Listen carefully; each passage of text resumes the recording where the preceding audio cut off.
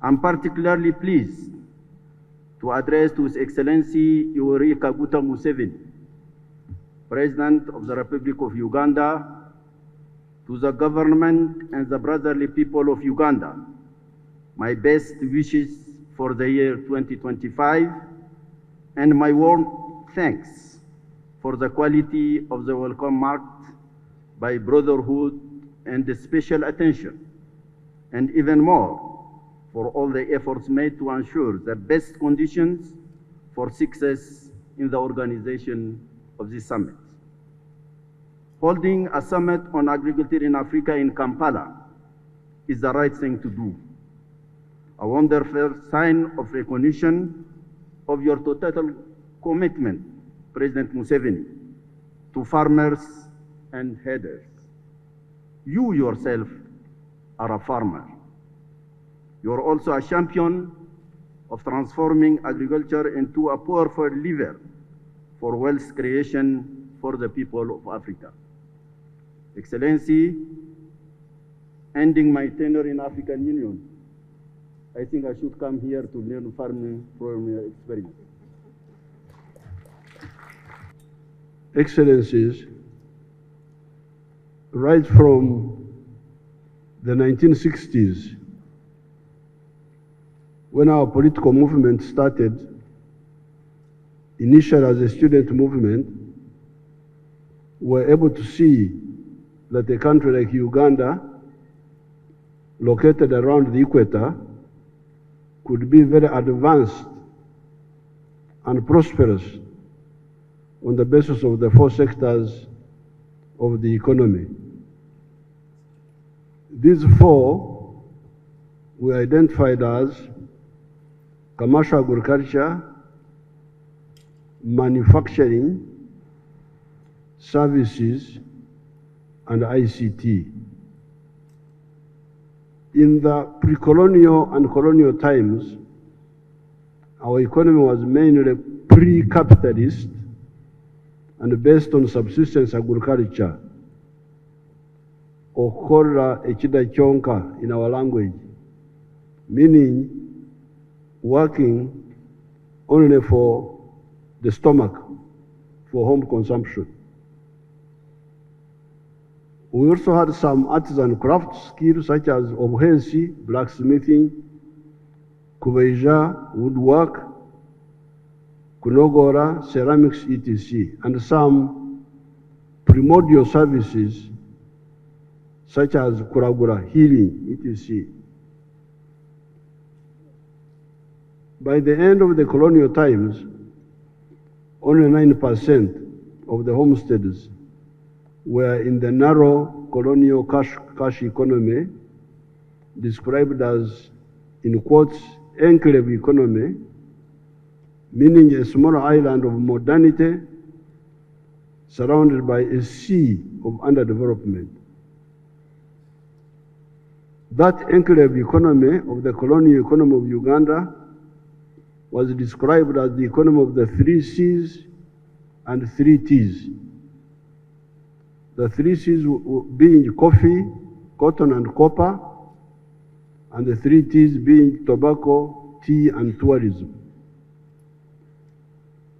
The agricultural and the mineral products being mainly exported as raw materials without making final products out of them, except for some small effort of the Nile textile factory of only 23 million meters, started by a progressive British governor, Andrew Cohen, who arrived in Uganda in 1952. Our line, therefore, ever since the 1960s, has been as follows. A, fully commercialize agriculture to achieve food security and homesteads income security by undertaking agricultural enterprises guided by the HVRO.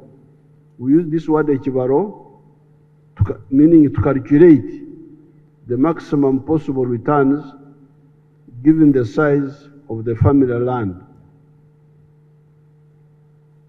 B, In commercializing agriculture, use the strategy of intensive agriculture for families of 4 acres or less, and extensive agriculture for families of bigger lands.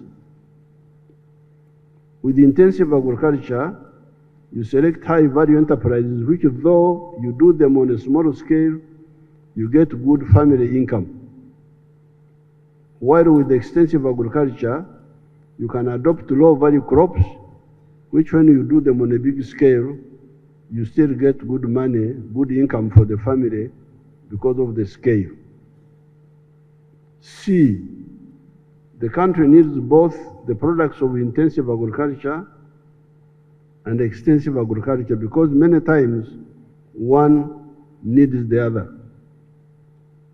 D, in our 1996 election manifesto, we identified 7 enterprises for intensive agriculture.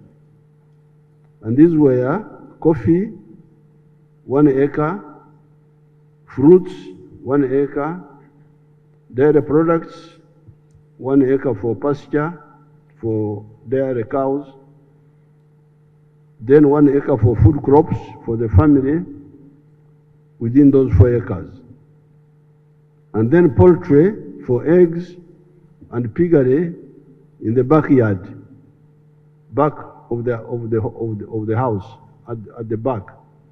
It's called a kanyima or a manju. I think in Swahili they call it uwani, at the backyard there. Plus fish farming for those near the wetlands, on the periphery of the wetlands, not in the center. In our calculation, crops like cotton, tea, maize, sugarcane, and enterprises like ranching could only make money for the family when they are done on a medium or large scale. Recently,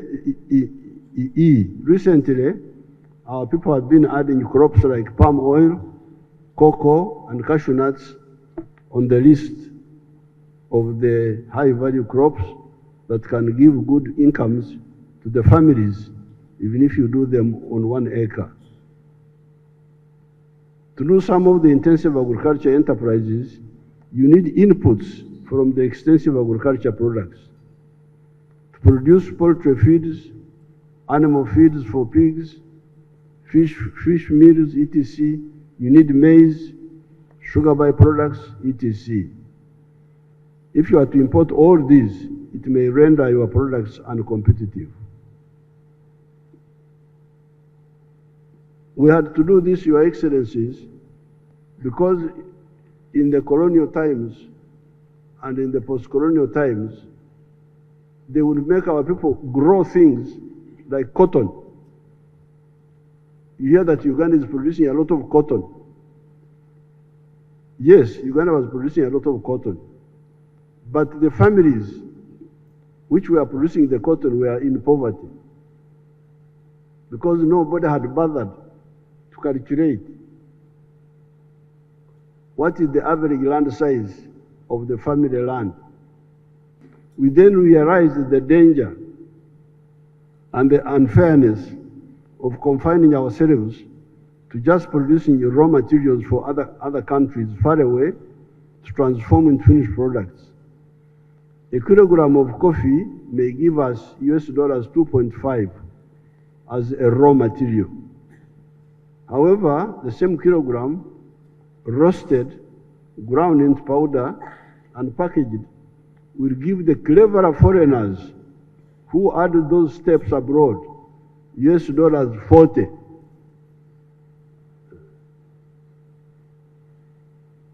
So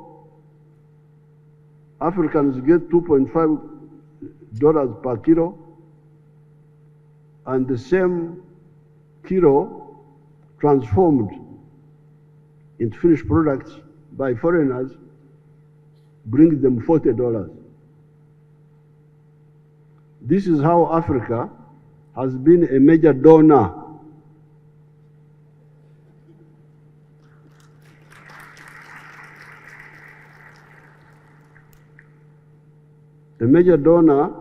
to the parts of the world that are managed by cleverer people. Sorry to use these words.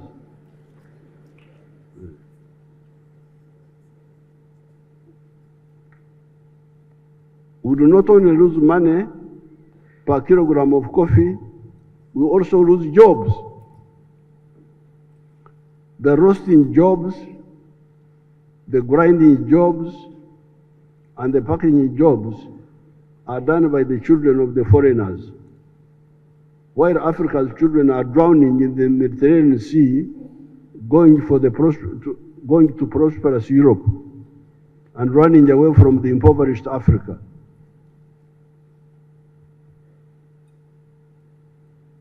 I normally tell people that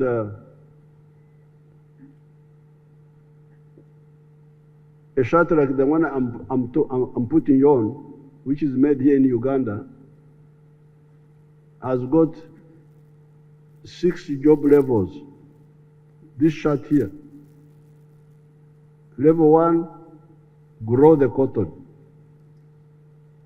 Level 2, gin the cotton. Ginning means remove the seeds from the cotton. Now, in many African countries, that's where they end. They end at ginning. Level 3, spinning. Spinning, you get the thread from the cotton. Level 4, weaving, to make a fabric. Level 5, putting colors. Level 6, tailoring. So out of the 6 job levels, Africa has been ending at, many of the African countries have been ending at level 2. All the other levels out, the money goes away, but also the jobs. All those go away.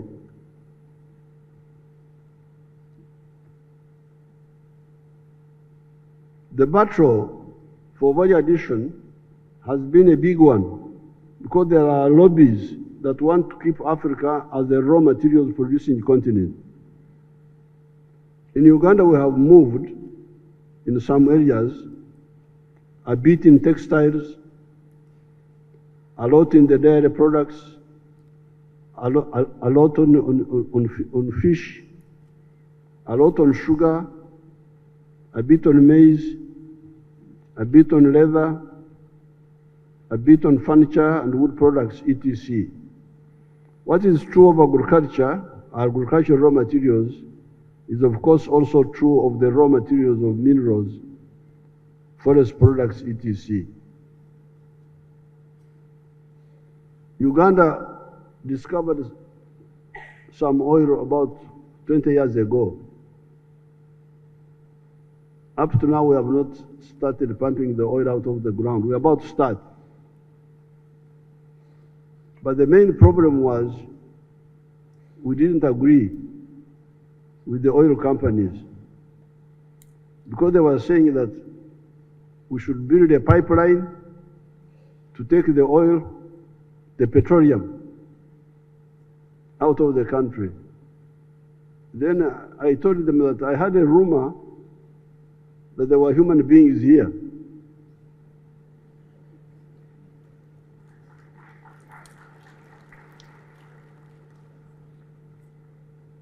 Why don't we process this petroleum for these human beings who are rumored to be here? It's not confirmed, but there's a rumor that there's some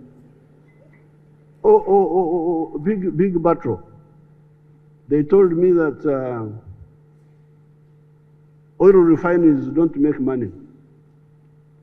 So then I said, but if they don't make money, those who run them, why do they run them? Are they Mother Teresa's? Now, I happened to go to Iran. I went to Iran. When I went there, I said, you people, do you have oil refineries? They said, yes, we have 9. Iran had 9 refineries. Now, here they didn't want me to have 1, just 1. So because of those battles, it took time, but now eventually they gave up. We shall build the refinery. And the pipeline also, and the main reason I support the pipeline is that it will go through Tanzania, my other country, so that they can get some share in our resource, which is theirs also. But that's why that is a very big battle. You can imagine somebody arguing, and when they made a calculation, the oil refinery here is very, very productive, very profitable. What they call the internal rate of return is IRR. It's very high, much higher than in other places. So that war of wanting to keep Africa as a raw material producing continent is a very big one.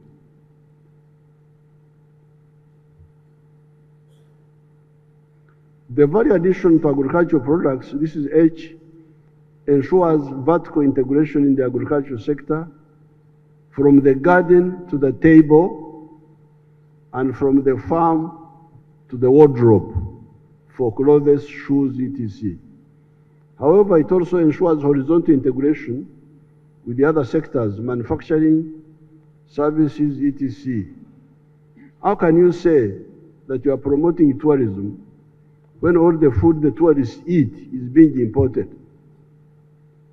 In Uganda, the hotels serve Ugandan liquid milk, yogurt, butter, sugar, fruits, beef, etc. On account of reasons I cannot understand, some Ugandans insist on eating wheat bread and rice. In order to launch our agriculture on the journey of socio-economic transformation away from the pre-capitalist, pre-socialist traditional mode to modern commercial agriculture, we have done the following. Roman 1, politically mobilize through sensitization the people to move away from the pre-money, working only for the stomach, to commercial agriculture with the chibaro, with the calculation. 67% of the homesteads in Uganda are now in the money economy for the first time in human history. At independence, only 9% were in the money economy. With these measures, Africa will be a superpower economically. Since ancient times, this part of Africa had strong agriculture. We always have 2 harvests in a year. The harvest of Katumba, the season of March to end of May, and Omwaka, the big harvest of August to December. The harvest of May is called Obujegashe, the small harvest, and the one of August to December is called Omwaka, the big yearly harvest. All this was with the traditional technology and just the rain-fed agriculture. In some areas, however, there was some irrigation in ancient Egypt and the Kilimanjaro area. I need to conclude my remarks by talking about the issue of water for livelihood and for production, as well as the need for removing the non-tariff barriers in the CFTA, Continental Free Trade Area. Uganda is lucky in that we have a lot of water. Our major problem is to persuade our uninformed or misinformed people by guiding them to stop undermining our water resources by encroaching on the wetlands, the forests, the catchment areas, the river banks, and the lake shores. Some other parts of Africa, however, are not so lucky. Northern Africa has got a water problem. Even Southern Africa gets periodic shortages of water. Here in the Nile Valley, we are always arguing about the 85 billion cubic meters of that river at Khartoum, the River Nile. In the past, I posed a question to Dr. Boutros Ghali of Egypt, the following questions. Question number 1. Are you aware that the Congo River has got 3,000 billion cubic meters of water per annum going into the Atlantic Ocean? Because here in the Nile, we are quarreling about 85 billion cubic meters of water at Khartoum. But the River Congo is 3,000 billion cubic meters of water per year. In other words, the River Congo is equivalent to 30 Niles. Nile 1, Nile 2, Nile 3, Nile 3, 30 of them in the River Congo. On the issue of non-tariff barriers, there is no doubt that they undermine the advance of agriculture in Africa. Uganda easily produces all types of agricultural products: maize, sugar, milk, beef, poultry products, etc. The internal market is not enough. However, production is disrupted when in some years, some of the brother countries say they have bumper crops and de-license Ugandan products. Why do you de-license products of a brother country? If you have a bumper crop, let the products compete. I had some issues here with some of the Ugandan inefficient rice growers. Tanzanian rice is better and cheaper. So they were saying I should ban Tanzanian rice. I said, no, I cannot do that. If you are inefficient, get out of business, go and do something else.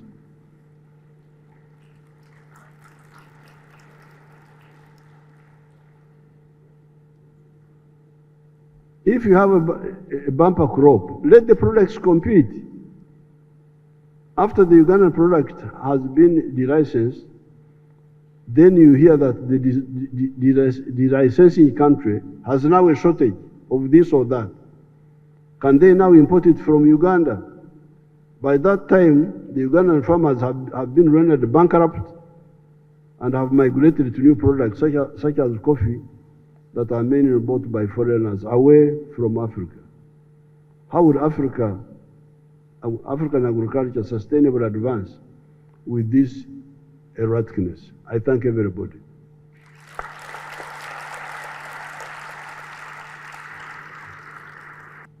The 44th Ordinary Section of the Executive Council mandated the African Union Commission to develop. Today, we present the outcome of this process, which includes the draft CADEP Strategy and Action Plan 2026-2035 and the draft Kampala CADEP Declaration. 3 days ago, the Ministers of Agriculture examined these documents and provided valuable recommendations and for improvement.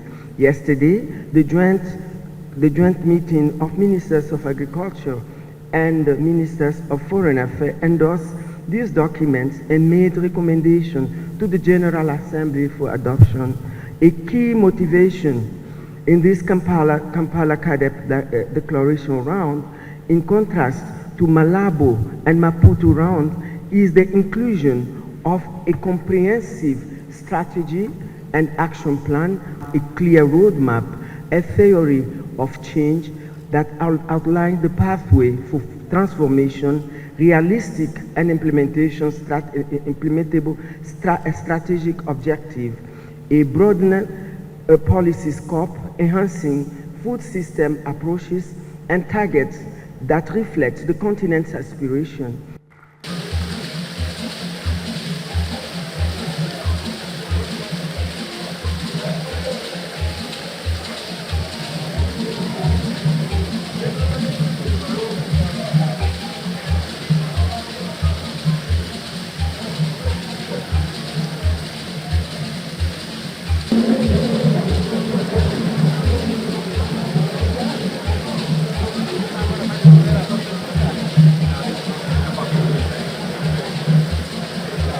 You thus opted for an institutional solution through CADEP, adopted by the Assembly of the Union, in identifying all the negative factors that lie at the root of the low rate of the attainment of our set of goals appropriate. Je vais parler de la mécanisation, de la digitalisation substantielle, des retombées de l'opérationnalisation de la zone de libre-échange continentale ZLECAf. Amplifying the success of many African countries who are determined to be incorporating this diverse perspective has enriched the summit discussions and strengthened the foundation for actionable out to build a robust framework for Africa's agri-food system transformation. I call as an advisory body to the Executive Council, the PRC holds. She is the State Minister, Madame Borge Sangria. Yoweri Kaguta Museveni and the government of Uganda for the exceptional warm and gracious hospitality which has made our stay both comfortable, food security efforts, and together we have witnessed notable progress. Devemos encontrar os consensos necessários à aprovação de uma estratégia e plano de ação of sustainable development. We'll come out of this summit with new directives for the